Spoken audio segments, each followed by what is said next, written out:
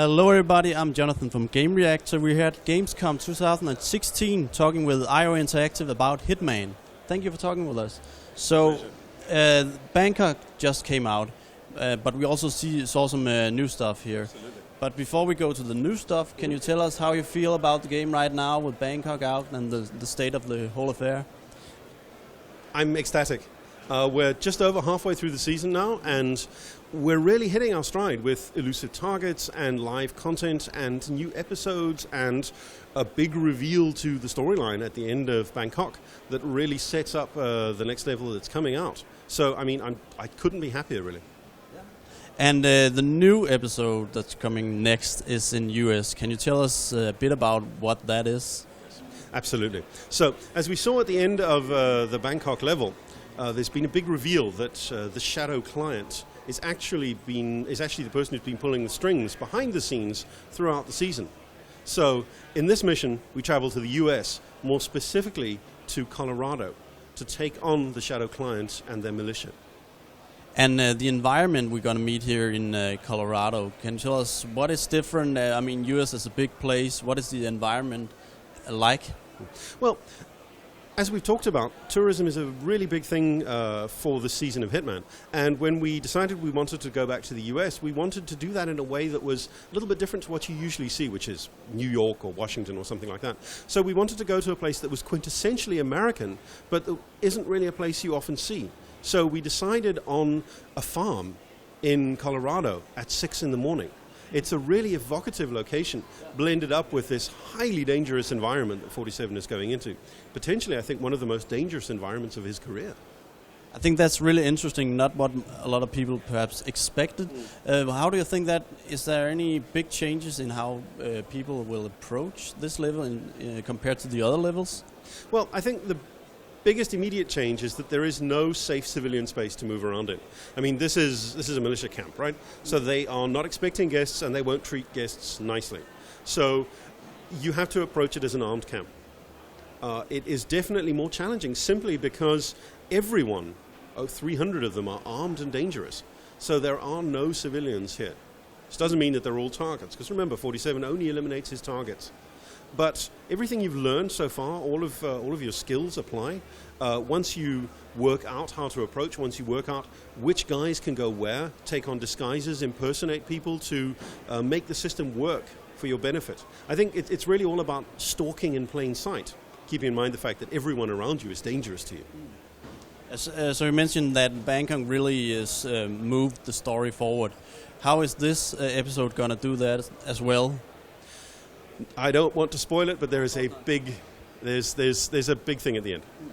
And I've always wondered how do you approach the storytelling with a guy like Agent 47, who's in many ways a blank slate for the player? How do you develop him and make him more different in different ways? Yes. So, ask 1,000 people, they'll have 1,000 opinions about that. The way I think we're approaching it for this season is to think of it as an ensemble. So 47 is carefully neutral. As he says at the end, or rather as Diana says about him, he doesn't care about politics. The contract is righteous, he does it, it's clean, he walks away. But the people around him, the Shadow client, Diana, Eric Sodas, these other characters, these are the people who help us tell our story. But that's on the big arc, right? Within the small arc, which is the story, which is the level, there are so many small stories. In Colorado, there are the stories of each of the 4 targets and what they're doing. We had these in Bangkok as well. Every elusive target has their own small story arc, and each of these contains some of the Hitman world, either directly, like at the end of Bangkok and in Colorado, or very indirectly, when we start talking about people like Loxley. So this game is famously called a live game. Yes. By you. Now that you're far into it, are you glad about that decision? Yes, I'm enormously happy about it. The fact that we publish new content and people are immediately playing it and having vociferous opinions about it. We put out a new escalation that has landmines on the exits and people have enraged opinions about it. And other people think it is the best thing since sliced bread. We put out an elusive target who has 2 objectives, or elusive targets where you have to engage the correct target and have to work out who that is based on stuff you hear in the level. The fact that we can make this content, listen to what people are saying about it, how they react to it, and then make new content that's actually responsive to that is absolutely fantastic. Do you have an example of something you change in terms of the live response from people? The example that I always like to use for this is our breaching charge. So we developed an item that the player can have that was specifically designed to blow open doors. Place it on a door, it would explode and knock the door in. And enterprising players worked out very quickly that in addition to not killing a person, it would also impart an enormous physics impulse to them. So they started using this to shoot people across levels. So for example, in the Sapienza level we have a guy who plays golf. So people started doing holes in one with him, shooting him across the map and down a well. Now, that sounds like a lot of fun, and it is. But the problem is that it didn't kill them. And we don't have a fall damage concept in our game. So occasionally these people would land outside the nav mesh, which is bad. So we changed that because it would break the game potentially. So another example is the lethal syringe. When that first came into the game, it was a noisy attack, because we felt maybe that should compensate for its power, because a lethal poison is considered an accident, right? It was a heart attack. But players didn't use it.